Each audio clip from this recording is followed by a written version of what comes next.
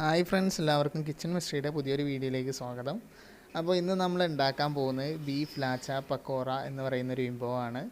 അപ്പോൾ ഇതുണ്ടാക്കുന്നത് എങ്ങനെയാണെന്ന് നോക്കാം. ഇനി നമ്മളിവിടെ ഒരു 150 ഗ്രാമോളം ബീഫ് എടുത്തിട്ടുണ്ട്. ഇതിലേക്ക് 2 ടേബിൾ സ്പൂൺ കോൺഫ്ലോർ ചേർത്ത് കൊടുക്കാം. ഇനി ഇതിലേക്ക് 2 ടേബിൾ സ്പൂൺ കടലപ്പൊടി അല്ലെങ്കിൽ കടലമാവ് ചേർത്ത് കൊടുക്കാം. 2 ടേബിൾ സ്പൂൺ കടലമാവ് ചേർത്തിട്ടുണ്ട്. ഇനി ഇതിലേക്ക് 1 ടേബിൾ സ്പൂൺ ഗരം മസാല ചേർത്ത് കൊടുക്കാം. അതോടൊപ്പം 1 ടേബിൾ സ്പൂൺ മുളക് പൊടി, 1 ടീസ്പൂൺ മഞ്ഞൾപ്പൊടി ചേർക്കുന്നുണ്ട്. ഇനി ഇതെല്ലാം കൂടെ നമ്മൾ കൈ ഉപയോഗിച്ച് നന്നാക്കി മിക്സ് ചെയ്തെടുക്കാം. കൂടാതെ ഇതിലേക്ക് ആവശ്യത്തിനുള്ള ഉപ്പിടുന്ന കാര്യം സ്കിപ്പ് ചെയ്ത് ഇതിൽ കാണിക്കാൻ മറന്നു പോയിട്ടുണ്ട്. അപ്പോൾ അതുപോലെ തന്നെ ഇതിലേക്ക് കുറച്ച് ജീരകം പൊടിച്ചിട്ടുള്ളതും കൂടെ ചേർക്കാണ്ട്, അപ്പോൾ അതും കൂടെ ചേർക്കുകയാണ്. അപ്പോൾ ഇത് നിങ്ങൾ മിക്സ് ചെയ്യുന്നതിൻ്റെ മുന്നേ ചേർക്കണം. അപ്പോൾ ഞാനത് വിട്ടുപോയതാണ്. അപ്പോൾ ഞാനിതിൻ്റെ ഇടയ്ക്ക് അത് കാണിക്കാൻ വിട്ടുപോയതാണ്. അപ്പോൾ ബീഫ് നന്നായി മസാല തേച്ച് ഇവിടെ വെച്ചിട്ടുണ്ട്. ഇനി ഇതിനെ കുറച്ച് നേരം നമുക്ക് റെസ്റ്റ് ചെയ്യാൻ വയ്ക്കാം. അപ്പോൾ എന്നിട്ട് അടുത്ത സ്റ്റെപ്പിലേക്ക് നീങ്ങാം. അപ്പോൾ ഒരു മീഡിയം സൈസിലുള്ള ഒരു 3 ഉരുളക്കിഴങ്ങ് നമ്മളിവിടെ എടുത്ത് വെച്ചിട്ടുണ്ട്. ഇനി ഇതിനെ നമ്മൾ നന്നായിട്ടൊന്ന് സ്ലൈസ് ചെയ്തെടുക്കണം. അപ്പോൾ നമ്മളിവിടെ ഉരുളക്കിഴങ്ങിന് ഒരേ തിക്നെസ്സിലുള്ള ഏകദേശം ഈ ഒരു തിക്നെസ്സിൽ വരുന്ന രൂപത്തിൽ ഒരു സ്ലൈസർ വെച്ചിട്ട് ഇവിടെ അരിഞ്ഞെടുത്തിട്ടുണ്ട്. ഇനി ഇതിനെ നീളത്തിലൊന്ന് അരിഞ്ഞെടുക്കണം. ഇതിനെ ഈ ഒരു ഷേപ്പിലാണല്ലോ അരിഞ്ഞെടുത്തിട്ടുള്ളത്. ഇനി ഇതിനെ നീളത്തിലൊന്ന് അരിഞ്ഞെടുക്കാം. അപ്പോൾ നമ്മളുടെ ഉരുളക്കിഴങ്ങ് നീളത്തിൽ കട്ടി കുറച്ച് ഇവിടെ അരിഞ്ഞെടുത്തിട്ടുണ്ട്. ഏകദേശം ഈ ഒരു തിക്നെസ്സിലേ ഉള്ളൂ.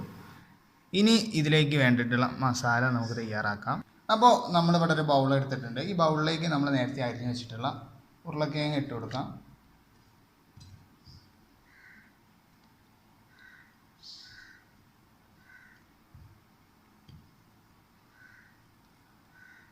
ഇനി ഇതിലേക്കുള്ള മസാലപ്പൊടികൾ ഓരോന്നായിട്ട് ചേർത്ത് കൊടുക്കാം. അപ്പോൾ ആദ്യം ഇതിലേക്ക് 1 ടേബിൾ സ്പൂണോളം മുളക് പൊടി ചേർത്ത് കൊടുക്കുകയാണ്. ഇനി ഇതിലേക്ക് കുറച്ച് ഗരം മസാല ചേർത്ത് കൊടുക്കാം. ഇനി ഇതിലേക്ക് ആവശ്യത്തിനുള്ള ഉപ്പ് ചേർത്ത് കൊടുക്കാം. ഇനി ഇതിലേക്ക് 2 ടേബിൾ സ്പൂൺ കോൺഫ്ലോർ ചേർത്ത് കൊടുക്കാം.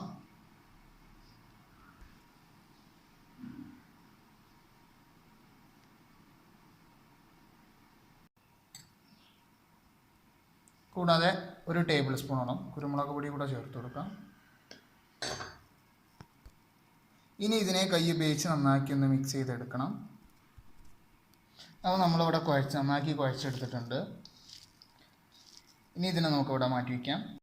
അപ്പോൾ ഇനി നമ്മൾ കുറച്ച് ഉരുളക്കിഴങ്ങ് ഇതുപോലെ കയ്യിലെടുത്തിട്ട് നമ്മളുടെ ഓരോ കഷ്ണം ബീഫും ഇതിനകത്ത് വെച്ചിട്ട് ഇതൊന്ന് റോൾ ചെയ്തെടുക്കുക. അതുപോലെ ഒന്ന് ജസ്റ്റ് കയ്യിൽ വെച്ചൊന്നിങ്ങനെ ഉരുട്ടിയെടുക്കുക.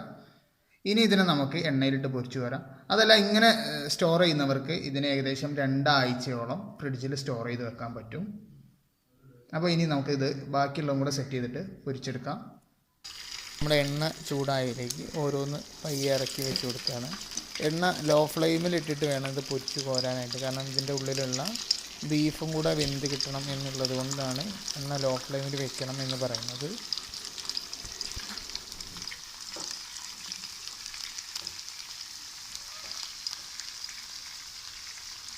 അപ്പോൾ നമ്മളുടെ ബീഫ് ലാച്ച പക്കോറ ഇവിടെ റെഡി ആയിട്ടുണ്ട്. ഈ ബീഫ് ഉപയോഗിക്കുന്നതിന് പകരം ചിക്കൻ ഉപയോഗിച്ച് കഴിഞ്ഞാലും നിങ്ങൾക്ക് ടേസ്റ്റി ആയിട്ടുള്ള പക്കോറ റെഡിയാക്കാൻ പറ്റും. അപ്പോൾ ഇതെല്ലാവരും ട്രൈ ചെയ്യുക. എന്നിട്ട് നിങ്ങളുടെ അഭിപ്രായങ്ങൾ അറിയിക്കുക. കൂടാതെ നിങ്ങൾ ഈ ചാനൽ ആദ്യമായിട്ടാണ് കാണുന്നതെങ്കിൽ സബ്സ്ക്രൈബ് ചെയ്യാനും തൊട്ടടുത്തുള്ള ബെൽ ബട്ടൺ എനേബിൾ ചെയ്യാനും നിങ്ങളുടെ കൂട്ടുകാരിലേക്ക് ഷെയർ ചെയ്യാനൊന്നും മറക്കരുത്. അപ്പോൾ നമുക്ക് അടുത്തൊരു വീഡിയോയുമായി വീണ്ടും കാണാം.